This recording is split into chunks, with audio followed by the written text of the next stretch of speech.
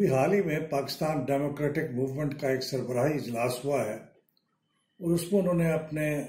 26 مارچ کو ہونے والے لانگ مارچ کو ملتوی کرنے کا اعلان کیا ہے اور اس بات کو ظاہر کیا ہے کہ ان کی جماعتوں کے درمیان اسمبلیوں سے استعفے دینے کے بارے میں کوئی اتفاق رائے نہیں ہو سکا ہے،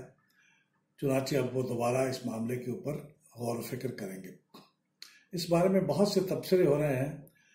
تو میں اس کے بارے میں اس لیے ضروری سمجھا کہ اس کے بارے میں ذکر کر دیا جائے کیونکہ اس کا تعلق صرف سیاسی جماعتوں سے نہیں ہے بلکہ ان کے کئی فیصلوں کا براہ راست اثر ملک کی جمہوریت پر اور ملک کی اسٹیبلٹی پہ پڑنے والا ہے۔ اس میں پہلی بات تو یہ ہے کہ یہ کوئی غیر معمولی بات نہیں ہے کہ اس قسم کا اختلاف رائے ہو گیا ہے، جہاں کئی سیاسی جماعتیں اکٹھی ایک اتحاد میں بیٹھی ہوتی ہیں۔ ہر سیاسی جماعت کا اپنا نقطہ نظر ہوتا ہے اور وہ اس نقطہ نظر کے مطابق آ کے اپنی بات کرتے ہیں، اور اگر یہ کسی وجہ سے اتفاق رائے نہیں ہو پاتا، کسی ایک پارٹی کا نقطہ نظر پہ اختلاف برقرار رہتا ہے تو کوئی عجیب بات نہیں ہے، کیونکہ ایک پارٹی کے اندر بھی اختلافات ہوتے ہیں اور یہ تو 10 مختلف پارٹیاں ہیں جن کا اپنا اپنا مینیفیسٹو ہے، اپنا اپنا کانسٹیٹیوشن ہے، اپنی پالیسی ہے، اپنی آئیڈیالوجی ہے۔ دوسری بات یہ ہے کہ جو چند معاملات ہیں جن کے اوپر اختلاف رائے ہوا ہے اس کے بارے میں اپنی رائے کا اظہار کرنا چاہتا ہوں۔ ایک مطالبہ تو یہ ہے کہ تمام اسمبلیوں سے اراکین تمام پی ڈی ایم کی پارٹیوں کے مستعفی ہو جائیں۔ وہ تقریباً تمام اسمبلیوں کو ملا لیا جائے تو 50% سے کچھ کم یہ تعداد ہوگی،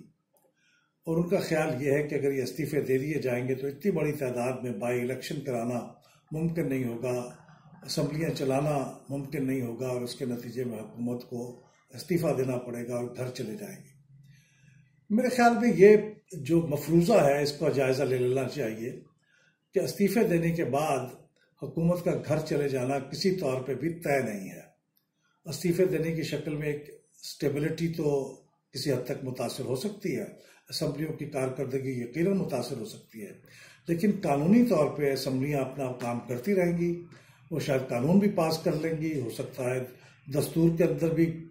کوئی ترمیم کی نوبت لے آئیں تو وہ بھی شاید ہو سکے، لیکن قانونی طور پہ اس بات کی کوئی گارنٹی نہیں ہے کہ وہ حکومت کو استعفیٰ دینے پر مجبور ہو جانا پڑے گا اس کے بعد۔ تو لہٰذا یہ سوچنا پڑے گا، کیونکہ پی ڈی ایم نے اس سے پہلے بھی تقریباً ایک فیصلہ کیا تھا کہ وہ انتخابات کا اور ضمنی انتخابات کا بائیکاٹ کرے گی اور سینٹ کے انتخابات کا بائیکاٹ کرے گی، بلکہ اس سے پہلے استعفیٰ دے دے گی تو اس کے نتیجے میں سینٹ کے انتخابات رک جائیں گے، انتخابات نہیں ہو پائیں گے۔ بعد میں ثابت ہوا کہ ان کا یہ مفروضہ غلط تھا، ان کا استعفے دے دینے کے بعد بھی سینٹ کے انتخابات ویلڈ ہوتے، وہ ہو جاتے، البتہ اس کے نتیجے میں پی ڈی ایم کی پارٹیوں کو جو اب نمائندگی ملی ہے وہ نہ مل پاتی، وہ تمام سیٹیں حکومت اور اس کے الائز کو چلی جاتی۔ چنانچہ ان سابقہ غلط فیصلوں کی روشنی میں بہت ضروری ہے کہ اس وقت جو فیصلے کیے جا رہے ہیں ان پہ کافی توجہ سے غور کیا جائے۔ دوسری بات یہ ہے کہ لانگ مارچ کا جو فیصلہ کیا گیا تھا اور اس کے لیے ایک ڈیٹ مقرر کی گئی تھی، وہ تاریخ بھی کوئی مناسب تاریخ نہیں تھی، کیونکہ اس کے بعد رمضان المبارک شروع ہونے والا تھا اور اس دوران کسی دھرنے کی اور لانگ مارچ کی کارروائیاں شاید جاری رکھنا ممکن نہ ہوتا، اور لانگ مارچ کے بعد اس کے کیا نتائج ہوں گے، اس سے کیا نتائج حاصل ہوں گے، اس کے بارے میں بھی بظاہر ایسے لگتا ہے کہ پی ڈی ایم کچھ زیادہ کلیئر نہیں ہے۔ تو بہت ضروری ہے کہ ہمارے ملک کی سیاسی جماعتیں ایسے فیصلے کرنے سے پہلے جن کا اثر ملک کے مستقبل پر، ملک کی قسمت پر، ملک کے جمہوری راستے پہ پڑ سکتا ہو، اس کے بارے میں اچھی طرح سے غور کر لیں کہ وہ جو فیصلے کرنے جا رہے ہیں کیا واقعی جن مفروضوں کے بنیاد پہ وہ فیصلے ہو رہے ہیں وہ درست ہے، اور کیا ان فیصلوں کے نتیجے میں واقعی وہ مقاصد حاصل ہو سکیں گے جن کے لیے وہ فیصلے کیے جا رہے ہیں۔ تو جہاں ہم حکومت سے بہت سے فیصلے تبدیل کرنے اور ان کے اوپر نظر ثانی کرنے کا مطالبہ کرتے ہیں،